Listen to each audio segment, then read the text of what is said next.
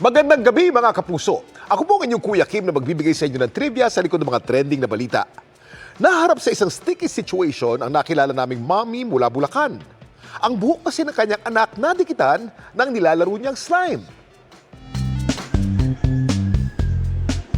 Halos hindi na raw makasmile si Mami Shaira nang biglang umiyak kamakailan ng anak niyang si Anya.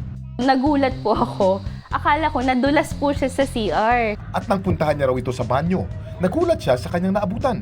Ang buhok nito nagkagulo-gulo. Dumikit na pala kasi rito ang napakalagkit pa namang laruan ni Anya na slime. May mga tumpok na po ng slime dito sa anit niya. Sobrang kabang-kaba ko. Natatakot ako na baka mamaya makalbo yung buhok, sayang naman. Paano kaya tutulungan ni Mami Shaira ang anak na makaalis sa sticky situation na ito? Ang slime ay isang stretchy at madulas na substance na nahiligang paglaruan ng mga bata ngayon. Pero alam niyo bang matagal na pala itong tumikit sa puso ng maraming bagets? Ang isang marahil na pinakaunang laruan na katulad ng slime, ang Silly Putty. Inimbento ito ng chemical engineer na si Ruth B. Kinkins bilang rubber substitute ng World War II. Pero dahil ito'y malambot, stretchy at bouncy, ginawa itong laruan ng mga bata. Ang slime naman na kilala natin ngayon, dekada 70 nung unang sumikat. Inimbento naman ito ng isang kilalang toy company sa Amerika at gawa mula sa pinaghalong guar gum, borax at tubig. At dahil ito ngay napakadikit, ito'y posibleng kumapit sa ating buhok. At ang naging diskarte ni Mami Shaira nung mangyari ito sa kanyang anak na si Anya, ang patakan nito ng suka.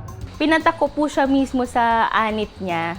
Tapos, kusa naman po siyang nadudurog na nawawala. Tapos, ang pinakapangbanlaw ko is maligamgam na tubig. Kusa na siyang sumasama sa tubig na maligamgam. Tama naman yung naglagay siya ng vinegar, pero usually diluted sana, mas maganda para hindi mag-dry yung skin after. Mix it equally and then let it set for about 5 to 10 minutes at saka susuklayin para sumama yung slime. Ang slime masayang paglaruan dahil sa kakaiba nitong texture at consistency. Pero napatanong na rin ba kayo kung ang slime ay solid o liquid? Kuya Kim, ano na?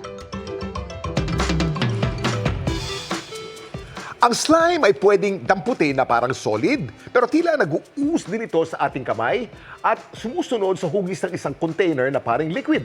So ano nga ba ito? Ang slime kabilang sa isang special type ng liquid na kung tawagin non-Newtonian fluid. Hindi kasi ito umaagos o gumagalaw gaya ng ordinaryong likido. Maliban sa slime, kabilang din sa mga non-Newtonian fluid ang toothpaste at ketchup. Samantala, para malaman ang trivia sa likod ng viral na balita, post o comment lang, #Kuya Kim, ano na?